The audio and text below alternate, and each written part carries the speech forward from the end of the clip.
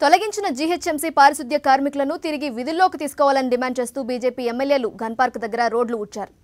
సమ్మె చేసిన కార్మికులపై ప్రభుత్వం కక్షగట్టడం సరికాదని అన్నారు. పేద కార్మికులపై ప్రభుత్వం వ్యవహరిస్తున్న తీరు పిచ్చుకపై బ్రహ్మాస్త్రంలా ఉందని బీజేపీ ఎమ్మెల్యే డాక్టర్ లక్ష్మణ్ ఆవేదన వ్యక్తం చేశారు.